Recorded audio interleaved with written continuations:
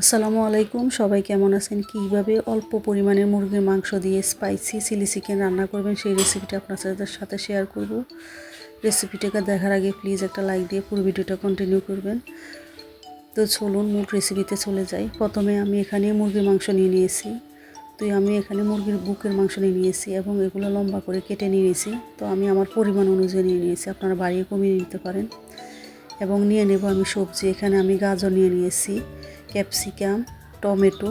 তো আমি এখানে পাকা টমেটো নিয়ে নিয়েছি এবং লাগবে আমার কাঁচামরিচ, পেঁয়াজ একটা পরিমাণ আমি পাপড়ি করে কেটে নিয়ে নিয়েছি। সবগুলো আমি ধুয়ে লম্বা করে কেটে নিয়ে নিয়েছি। তো এগুলো এক পাশে রেখে এখন আমি যে মুরগির মাংস কেটে রেখেছি সেগুলো ম্যারিনেট করে রাখবো। এর জন্য আমি স্বাদ অনুযায়ী লবণ দিয়ে দিয়েছি এবং লাল মরিচের গুঁড়ো দিয়ে দিয়েছি হাফ চামচ পরিমাণ, গরম মশলা গুঁড়ো দিয়ে দিয়েছি হাফ চামচ পরিমাণ, হলুদ গুঁড়ো সামান্য পরিমাণ দিয়ে ভালো করে মেখে এক পাশে রেখে দেবো কিছুক্ষণের জন্য। এরপর আমি একটা মশলা তৈরি করব। এর জন্য লাগবে আমার সয়া সস। তো আমি 1 টেবিল চামচ পরিমাণ সয়া সস নিয়ে নেব। এর মধ্যে দিয়ে দেব টমেটো সস, যেটা আমার হাতের তৈরি, এই চ্যানেলে দেওয়া আছে, আপনারা চাইলে দেখে নিতে পারেন। খুব সহজে রেসিপিটা শেয়ার করেছি। এবং দিয়ে দেব ভিনেগারের পরিবর্তে আপনারা লেবুর রস দিতে পারেন। 1 চা-চামচ পরিমাণ ভিনেগার দিয়ে দিয়েছি। আবারও স্বাদ অনুযায়ী লবণ দিয়ে দিয়েছি। গরম মশলা গুঁড়ো 1 চা-চামচ পরিমাণ, ঝাল এবং লাল মরিচের গুঁড়ো আরও 1 চা-চামচ দিয়ে দিয়েছি, যেহেতু এটা স্পাইসি হবে। এবং কাবাব মশলা গুঁড়ো 1 চামচ পরিমাণ, ভাজা জিরার গুঁড়ো 1 চামচ পরিমাণ, 1 চামচ না হাফ চামচ পরিমাণ। তো সব কিছু দেওয়ার পরে এরপরে দিয়ে দেবো আদা রসুন পেস্ট 1 চা-চামচ পরিমাণ। এগুলো দিয়ে ভালো করে নেড়েচেড়ে মিশিয়ে এক পাশে রেখে দেবো। এরপর চুলায় কড়াই বসিয়ে দেবো। কড়াই বসিয়ে দিয়ে আমি তেল দিয়ে দেবো। তো আমি এখানে সয়াবিন তেল দিয়ে দিয়েছি 1 টেবিল চামচ পরিমাণ। তো আমি যেহেতু এটা কম তেলে রান্না করবো তাই তেলের পরিমাণটা একটু কম দিয়ে দিয়েছি। এই তেলেই আমি মাংসগুলো ভেজে নেব। তো মাংসগুলো একটু লাল লাল ভাজা হয়ে গেলে এর মধ্যে যে আমি মশলাটা তৈরি করে রেখেছি সেটা দিয়ে দেব। এই মশলাটা দেওয়ার পর ভালো করে কষিয়ে মাংসটা রান্না করে নেব।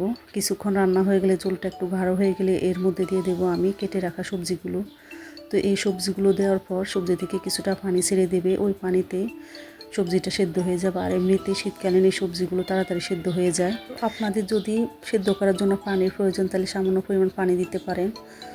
তো এখানে যারা রেস্টুরেন্টে তৈরি করে তারা আবার কর্নফ্লাওয়ার ইউজ করে রান্নার শেষ পর্যায়ে। তো আমার প্রয়োজন না, আমার এমনিতে ঘনত্ব হয়ে গেছে। তো এবং শেষের দিকে আমি দিয়ে দেবো পাপড়ি করে রাখা পেঁয়াজ কলিগুলো। এগুলো দিয়ে কিছুক্ষণ রান্না করে নেব। তো এই তো আমার রান্না প্রায় শেষ। আর আমার ঘনত্বটা দেখলেই বোঝা যায় এখানে কোনো কর্নফ্লাওয়ার দেওয়ার প্রয়োজন নেই। তো যাই হোক, আমি যেহেতু ঘরোয়া মশলায় সহজে রান্নার রেসিপি দেখাবো তাই ওইভাবে আমি রান্না করলাম। তো কেমন হয়েছে রেসিপিটা অবশ্যই কমেন্ট করে জানাবেন। তো স্পাইসি চিলি চিকেন তৈরি করে যে কোনো কিছুর সাথে ভালো লাগে, ফ্রাইড রাইস থেকে শুরু করে। তো আমার কাছে সব থেকে বেশি ভালো লেগেছে নান রুটির সাথে খেতে বেশি ভালো লাগে। তো যাই হোক, আমি এটা নান রুটির সাথে খেয়েছি, খুবই ভালো লেগেছে আমার কাছে। তো এভাবে অল্প উপকরণে এবং কম তেলে এই রেসিপিটা খুবই মজার। আপনারা চাইলে এভাবে করতে পারেন। চিলি চিকেন অল্প উপকরণে অল্প মাংসে। তো রেসিপিটা কেমন লেগেছে অবশ্যই কমেন্ট করে জানাবেন। ভালো লাগলে লাইক কমেন্ট শেয়ার করতে ভুলবেন না।